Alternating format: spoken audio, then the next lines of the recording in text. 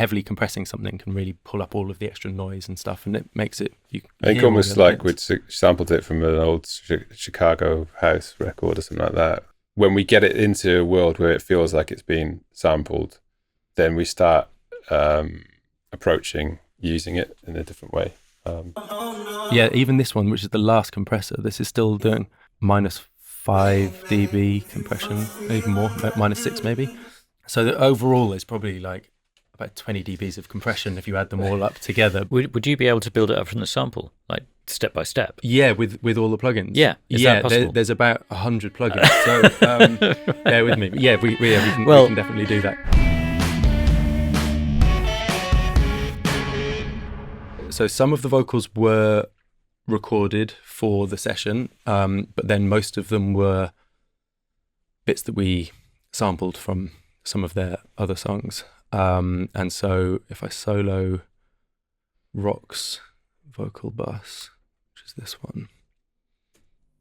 Baby, we can do baby, if you feel like I do.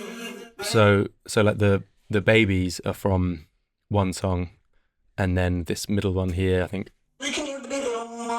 was something he recorded on a Zoom session one night. But we ended up having a lot of vocals that were all from different places and all sounded quite different, and so we spent a long time trying to get them all to sound like they were recorded in the same session. And we use a lot of processing on vocals a lot of the time, and so this looks like it's Rock's sort of main track here. Yeah, so this is the main kind of baby, and on this it's Little Altar Boy, which is probably pitching him. Okay, so that's pitching him up, and if we look at this one here, I reckon it's probably. Would you be able to build it up from the sample, like go step by step? Yeah, with all the plugins. Yeah, is that possible? There's about 100 plugins. So bear with me. Yeah, we can definitely do that. A few. Yeah. Let me turn them all off.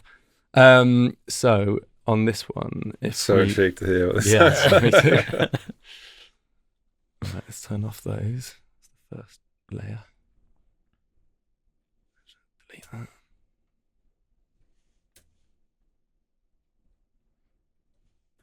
That's the second layer.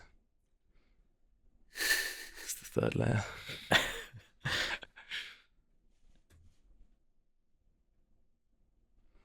the last compressor. Gluing it all together, is it? No. There's more here. Okay, so there's like I guess there's about 4 different stages of processing that's gone through there, and so on its own, baby, it sounded like that. This sounds like it's been. Baby. This has definitely been pitched at some point, and we've bounced it by the looks of things. So we've pitched him down a bit there, I think. But that was how it was originally. If we turn on, this is the processing just on the baby section of the vocal, which I think is going to be pitching him up a little bit. Baby. Yeah, so that's just bringing all the formants up a lot. It's the same pitch, obviously, but just the formants coming up. A bit of EQ, I don't know what we're really thinking there. Micro shift, which we use on absolutely loads of stuff. And a bit of auto-tune, although it sounded like it was auto-tuned already, but yeah. And then from there, it then goes up into the group here, which will have a bit more sort of general processing on it. The Tal chorus, which we rinse on basically everything, don't we? Yep. CLA vocals, which we don't use that much, but when we do, it works really well. It's one of those ones we've dug out recently and sort of started using it again a little bit, because for certain things, especially for high-end energy, it's amazing. Yeah. And it's this helpless preset, which I think we've used on a bunch of stuff. It's it just kind of makes everything like pop a lot. It takes a lot of the lows out, and then we've got a duck doing some side chaining on it. That looks like a tiny slapback delay. But then from there, so then with those effects on, it would be starting to get into more of a natural space again. And a lot of what I can see here is a lot of vocals have got completely different processing on, and that will be because they were sampled from different songs or recorded for the session. And then we're just trying to get them to all match each other. And then from there, they could then go up into the main. This is the kind of main vocal processing for his bus. Him, we've done quite different processing for him and Kindora. Did you know Tape Notes is an independent channel? Everything we do is funded by your support. We want to continue to bring bigger guests and new original content. So here are 3 ways to help us to do that. Patrons get access to our full archive of long-form videos. We're talking 2-hour conversations with the best artists and producers in the world. You also get entry into our amazing monthly giveaways, plus exclusive behind-the-scenes content and much more. YouTube members get access to ad-free episodes, exclusive content, and early access to everything before it goes public. Another great way to support us is by checking out our sponsor, Tape It, a recording app made for musicians by musicians. Download the app and get 20% off Tape It Pro using the code TAPENOTES. Tape Notes wouldn't exist without you, so thank you. And now, back to the episode.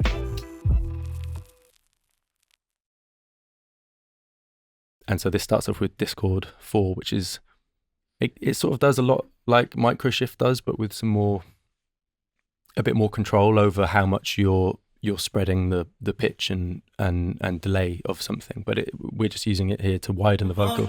Suddenly it's really stereo. It sounds like there's multiple copies playing. Another duck, an 1176 with album ready vocal, reset loaded. So yeah, that was which probably is just we compress all of our vocals really heavily most of the time. We really wanted Rock's vocal on this to sound. We really wanted it to sound like a sample. It was important that the new vocals we recorded for it didn't sound. And actually, the vocal we sampled from his song, we were really keen on that sounding very much like a sample. We'll sometimes try and do these things, and some heavily compressing something can really pull up all of the extra noise and stuff, and it makes it. I think almost like we'd sampled it from an old Chicago house record or something like that. That's the sort of I don't know, the energy that we're kind of. Yeah. And is that what you're seeking? I mean, in that quality of creating something to sound like it's been sampled, even though you've done a late night Zoom session. Yeah, a lot. Yeah. I think when we get it into a world where it feels like it's been sampled, then we start approaching using it in a different way.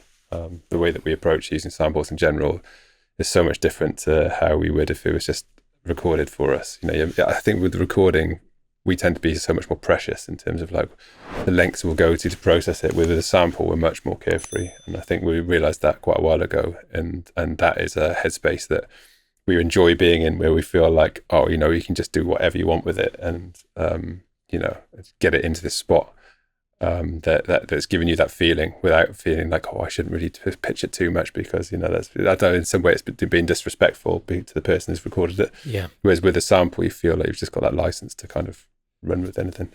Yeah. And it sounds like as well with this, even though there's still lots of plugins on here, we've definitely bounced these vocals at some point in a previous project.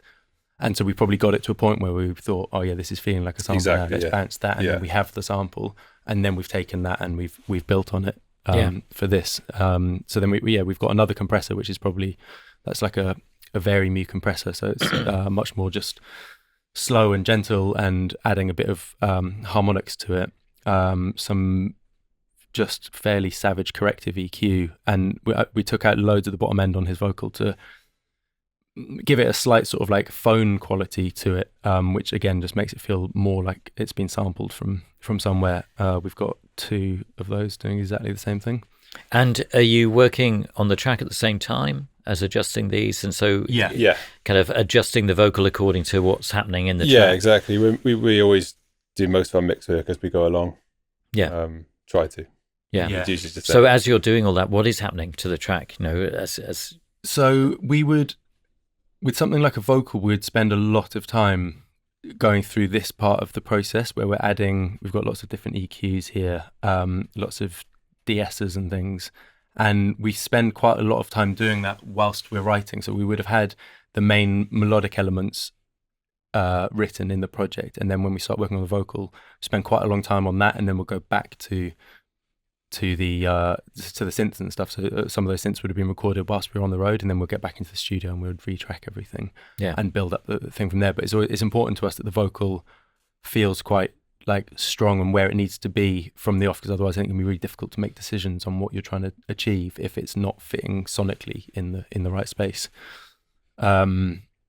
But it's nothing. We're not doing actually anything particularly crazy here. It's it's a bit of cutting a bit of sub on a mag and a bit of a 2.5K. We often do like that's like 1 dB boost at 2.5, which just gives a bit of bite to his vocal. And that's everything on Rock's vocal. Oh, and then one last compressor just to, I don't know, because we've got about 4 different compressors, but that's even this one, which is the last compressor, this is still doing like -5 dB compression, even more, -6 maybe. So the overall is probably like about 20 dBs of compression if you add them all up together, but it's just what sounds nice to us, and it means that you end up having to do loads of really annoying things, like loads of de-clicking and whatever, because you bring up every single bit of mouth noise and everything else, but the quality of the actual tone of the voice becomes sort of a bit grittier and raspier, and I think that compression just makes it feel a bit more, brings out the emotion. I think compression a lot of the time. We use compression just generally a lot. Yeah. So there's real perseverance to the processing approach, isn't there? In that you're determined to get to the sound that you're looking for. Yeah, we start off, we're really drawn towards the tone of the vocal in the first place, which is why we absolutely just fell in love with Kondora's voice straight away, because it was, for us, it's just perfect. And then, we're very, very particular about how we then wanted to push it and just for it to sound on our record. It's very rare that we'll take a vocal and not process it quite heavily. We do from time to time, but mostly there's lots of layers of compression and EQ and then whatever else. And we're very, very aligned. Yeah, lots of chorus. We're very aligned on when we get to that point that we're after. We're quite aligned on like, that's it, Yeah. And I could say that probably about our music in general. It's like we have a very clear idea in our head about how we want the end product to sound. And it's not necessarily traditionally what would be considered correct, but it's how we envisage it to be sounding. And it can take quite a long time sometimes. That's when we get stuck. Painstaking. Like we go round and round and round, because I can tell here from this project that we've had to flatten the Kondora's vocal at some point because of CPU. It would have been, and so this one will sound like there's loads going on, but actually there's just 2 de-essers and a reverb. But this will have also gone through the same treatment of multiple layers of compression, EQ, chorus, and then